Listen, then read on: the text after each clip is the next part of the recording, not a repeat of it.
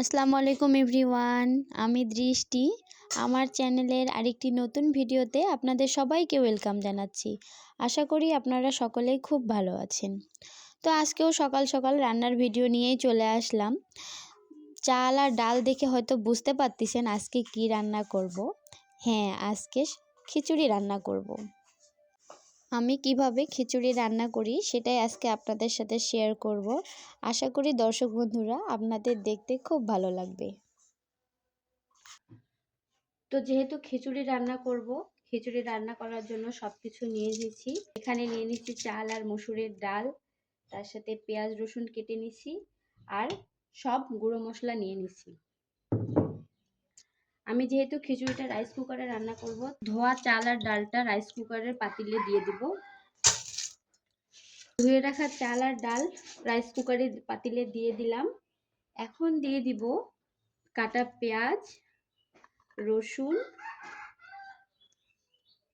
আমি আজকের খিচুড়িটা কিন্তু হাতে মাখিয়ে রান্না করব। এখন এখানে আছে মরিচের গুঁড়ো, হলুদের গুঁড়ো, জিরা গুঁড়ো আর হচ্ছে গরম মশলা গুঁড়ো। তো এখন এই মশলাগুলো সবগুলো দিয়ে দিব। স্বাদ মতো লবণ দিয়ে দিব আর দিব সরিষার তেল।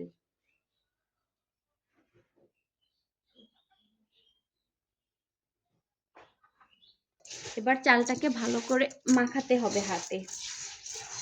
যেহেতু আমি এটা হাতে মাখা খিচুড়ি রান্না করব, তাই এটা হাতে মেখে দেওয়াটাই ভালো। আজকের খিচুড়িটা আমি একটু পাতলা করে রান্না করব, তাই একটু বেশি করে পানি দিব যাতে খিচুড়িটা একটু নরম নরম হয়। আর আমি কিন্তু খিচুড়ি রান্নার জন্য আজকে আতপ চালটা নিয়ে নিছি। এটা কিন্তু ভাতের চাল না, এটা আতপ চাল।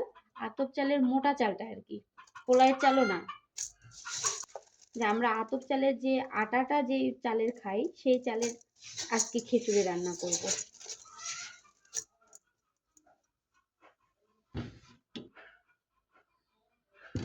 তো মাখা হয়ে গেছে, এখন দিব পানি। আমি তো খিচুড়ি রাইস কুকারে উঠাই দিছি। তো শুধু কি খিচুড়ি রান্না করলে হবে বলেন? তার সাথে তো অবশ্যই একটা ভর্তা লাগবে। তো ভর্তা করার জন্য আজকে আমি নিছি পটল।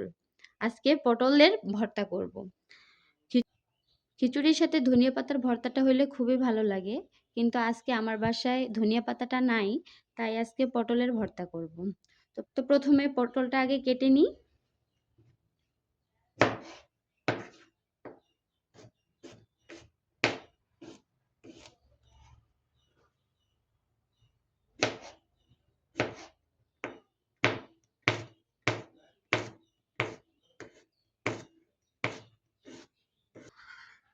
পটলের ভর্তা করার জন্য এই যে এখানে পটল, পেঁয়াজ, রসুন, তার সাথে কাঁচামরিচ সবকিছু কেটে ধুয়ে নিয়ে চলে আসছি।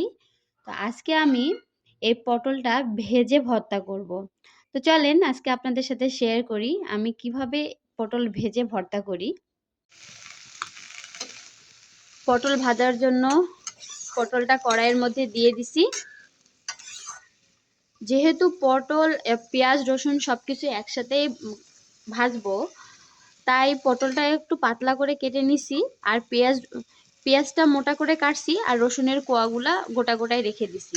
তাহলে হবে কি, সবগুলো একসাথে ভাজা হবে।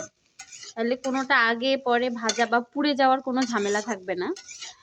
তার সাথে দিয়ে দিছি কাঁচামরিচ আর এখন দিব হলুদ। আর ভাজার সময় আমি লবণটা দিই না, লবণটা একবারে ভর্তা করার সময়ই দিই।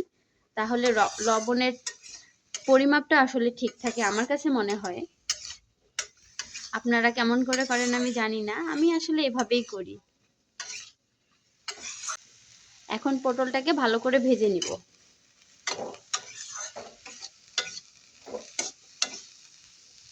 একটু হালকা পোড়া পোড়া করে ভাজি করছি, একেবারে কিন্তু পুড়েও যায়নি। দেখেন কত সুন্দর করে ভাজা হয়ে গেছে। একদম পেঁয়াজ, রসুন, মরিচ, পটল সব একবারে ভাজা হয়ে গেছে। এজন্যই একটু পেঁয়াজটা একটু মোটা করে কাটছিলাম, যাতে পেঁয়াজটা আবার পুড়ে না যায়। কারণ পেঁয়াজ ভাজাতে তো বেশি সময় লাগে না। চুলাটা এখন বন্ধ করে দিই।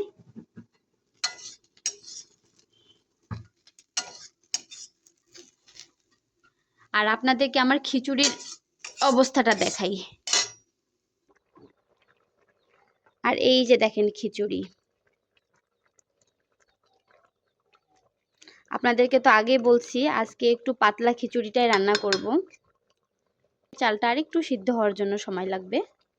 খিচুড়িটা এদিকে হতে থাক, আমি এদিকে ভর্তাটা করে নিই। এই যে এবার ভাজা পটল পেঁয়াজ রসুনটা এখানে দিয়ে দিলাম। এখন এটা ভর্তা করব। যেহেতু আমি ভাজার সময় কোনো লবণ দিইনি, তাই এখন লবণ দিয়ে দিব। ভর্তা করি, বিসমিল্লাহ।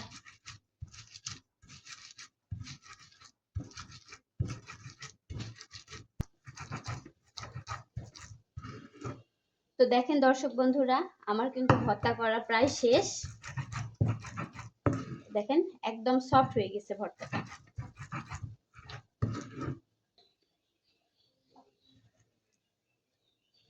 তো খিচুড়িতে ওইদিকে রান্না করা হয়ে গেছে, এদিকে ভর্তাও হয়ে গেল।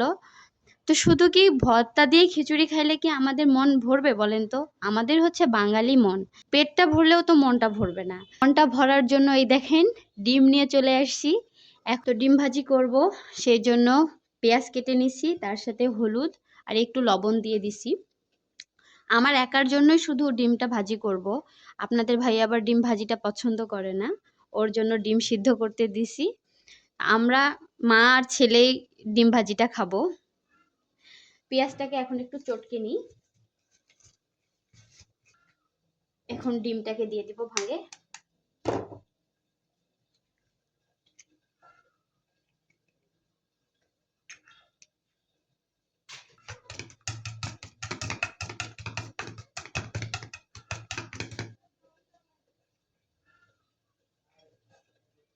ডিম ভাজি করার জন্য চুলার মধ্যে কড়াই দিয়ে দিছি।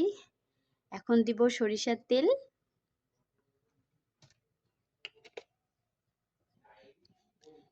তেলটাও গরম হয়ে গেছে, এখন ডিমটা দিয়ে দিই।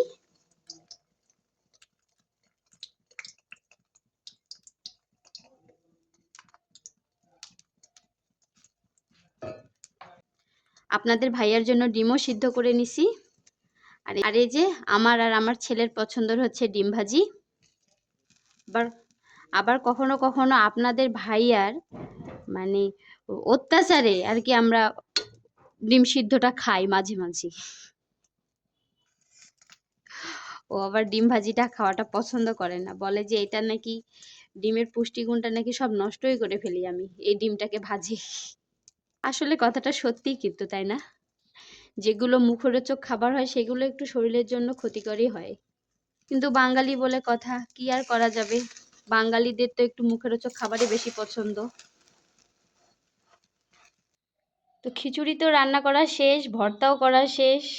এই দেখেন খাবারও রেডি করে দিছি। এই যে আপনাদের ভাইয়ের প্লেটের মধ্যে চলে গেছে সিদ্ধ ডিম, ভর্তা। আর এই দেখেন আমি কোথায় ভাত নিছি, সেই ভর্তা করা পোষণের মধ্যে।